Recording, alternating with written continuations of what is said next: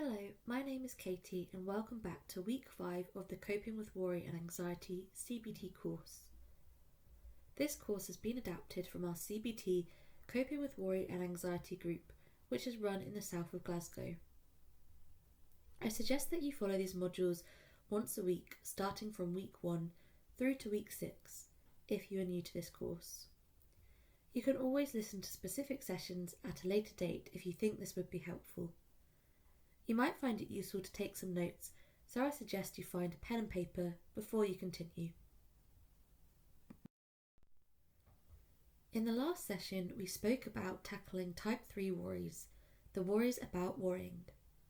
Specifically, we challenged our positive beliefs about worrying. For example, worrying stops bad things from happening. And the negative beliefs, for example, worrying is going to make me ill. We also spent time training our attention. Let's review the homework. Did you continue to challenge your positive and negative beliefs about worry? Did you try to postpone your worry using worry time? Did you practice attention training? Today we will focus on intolerance of uncertainty, how to build your tolerance through changing behaviours, and looking at positive imagery. Remember our CBT Vicious Cycle? Intolerance of uncertainty is part of the altered thinking process, and difficulties tolerating uncertainty can impact upon our behaviours.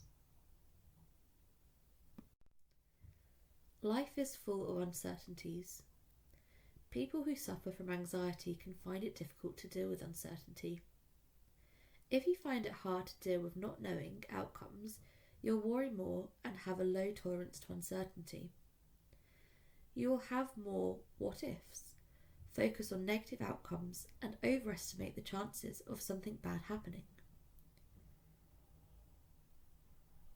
Think of intolerance of uncertainty like an allergy. When you're confronted with an uncertainty, your mind has a strong reaction. Same as if someone is allergic to pollen. What do you think their reaction would be? To avoid. Let's look at the CBT Vicious Cycle for an example of how worries can be fueled by not knowing what will happen. The situation is having a video group chat for a friend's birthday. First of all, I notice some altered thoughts. What if I don't know anyone? What if no one thinks my jokes are funny? And then I notice some altered physical symptoms. I'm feeling tense, I'm starting to sweat, and my heart is beating faster. I decide to make up an excuse so I won't have to attend, but I'm left feeling anxious, panicked, and guilty. Our attitude is important in relation to difficulties dealing with uncertainty. Can you identify with any of the following statements? I can't deal with not knowing. The worst could happen. I must be prepared for all outcomes. I need to know. I would rather something bad happens now than go on waiting for an outcome. To try and cope with uncertainty, you may behave in a certain way. There are two main categories. You might avoid more or you might overdo things. Or you might also switch between them depending on the situation. Let's look at overdoing. It could include excessive checking, researching, for example, internet searching, over preparing, plan way ahead, make lists, do too much for others and not delegate, excessive reassurance seeking from self and others, reconsider decisions you've already made. Now let's look at avoidance. Avoid doing certain things, procrastinate, put things off, make excuses, find reasons not to do things, ask others to make decisions. These are linked with the positive beliefs that some of these behaviours are helpful to you in some way, contributes to keep worrying going. What are you currently doing or not doing to deal with uncertainty? Consider the behaviours we have just discussed.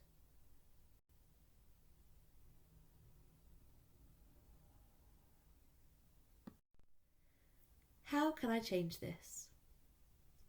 Through challenging your thoughts and practicing accepting uncertainty. Through changing your behaviours by taking small steps to build your tolerance of uncertainty. It might be helpful to ask yourself these questions to challenge your thoughts around intolerance of uncertainty. Can you be certain about everything in life? What are the advantages and disadvantages of needing certainty? Has it been helpful to you, and when was it unhelpful to you? Are there some uncertainties that you are already living with? How do you manage this? How can you do the same in other situations? What have you found so far about the likelihood of the things you predict happening? Take notice from your worry diaries.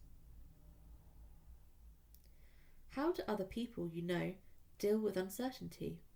And could you do the same thing? What would you rather be doing with your time? If you could focus on the here and now, what things would you enjoy more? Another thing we can practice is accepting uncertainty. Label it. Notice how you're feeling. Recognise your anxiety is being fueled by the need for certainty. Let it go. Accept this as something you cannot change. And bring present focus. Switch your attention back to the present. You might find that you'll have to practice this a number of times. This does not mean it isn't working. Attention is like a muscle, and every time we have to bring it back, it becomes a little stronger. A way of increasing our tolerance to uncertainty is by taking small steps. You can start to build your tolerance to uncertainty by making changes to your behaviour using the graded exposure approach. Graded means adopting a step-by-step approach to a situation, tackling the easiest step first and moving to the more difficult step when ready. Exposure means exposing yourself to the situation, facing the situation that induces anxiety or fear. Let's look at Sally's example together. Sally avoids social situations with work colleagues. Step 1, and the easiest step, is to ask someone how their weekend went and say something about what I did. The next step would be to go to the break room for coffee. Then to go to the break room for coffee and make a comment on something. Next, say yes to small invitations. Then say yes to bigger events. Lastly, invite someone out with me to an event. This is the last and most difficult step. From the previous questions on overdo or avoid behaviours, choose the easiest to start changing. Make a list of all the things you do as part of that behaviour. If you overdo something, you should aim to gradually do this less. If you avoid something, you should aim to gradually do this more. Make a plan of what you will do and when you will do it. The more specific, the more likely you will do it. Note what you were thinking and feeling while doing it. Note your thoughts and feelings afterwards too. Step 1 should be the easiest, building up to the final step, which is the hardest. You may have to repeat steps or add in new steps as you work through your ladder. Points to remember. Making changes takes time. Expect to feel uncomfortable or more anxious when you start making changes. This is normal. It does not mean it's not working. Here is a list with a suggestion of other things you can do to increase your intolerance of uncertainty. Eat something new at home or at a restaurant. Say yes more often to invitations. Try out a new hobby or activity. Delegate small tasks at home. Go to a different shop for your groceries. Book the appointment with your GP, dentist, or bank that you've been avoiding. Don't ask for reassurance for a decision you have already made. Put a limit on the amount of time or information you need to make a decision. Stop rechecking emails before you send them. Let others drive you if you always drive yourself, or you drive if you always let others drive. If you make too many snap decisions, take the time to have a cup of tea to think things through. Don't stick rigidly to a plan. Act spontaneously if the opportunity arises. When we worry, we tend to think verbally about what will happen. For example, what if? This leads to a chain of worries that focuses on threats and negative outcomes. Also, when we worry, there are generally no images or minimal images, and these tend to be negative in their outcome. Increasing positive imagery can help reduce our worries and anxiety. Let's look at Sally's example.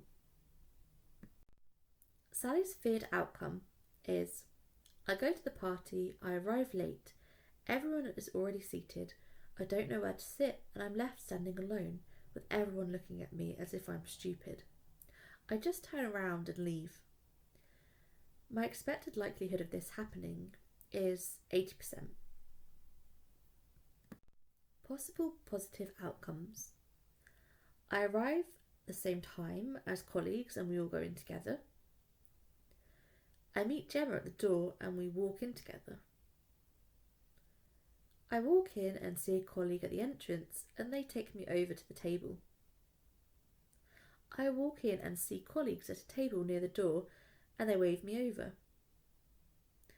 I walk in and look around for a bit. It's busy, but I see my colleagues at a table all chatting. I walk over and they make room for me to sit down. Select one or a combination of outcomes and work out how this unfolds using different senses to generate a clear image of the positive outcome. Rehearse this for about 2 minutes. Let's give this a try with Sally's positive outcomes. I walk in and see colleagues at a table near the door and they wave me over.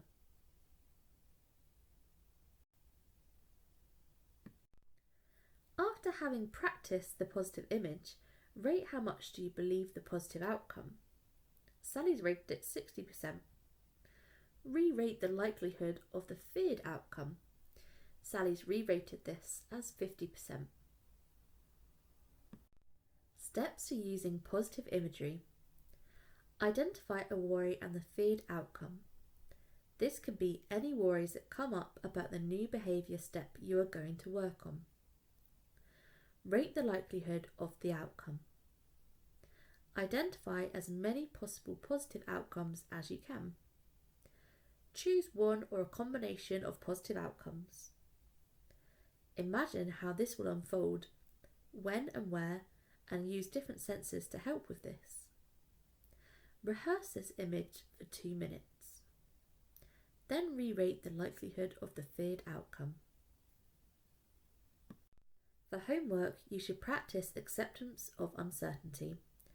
Label it, let it go, and bring your focus to the present. You can carry out the first step in your graded exposure plan to increase your tolerance of uncertainty, and have a go at using positive imagery. Thank you for taking the time to watch week 5 of the Worry and Anxiety course. I hope it's been helpful.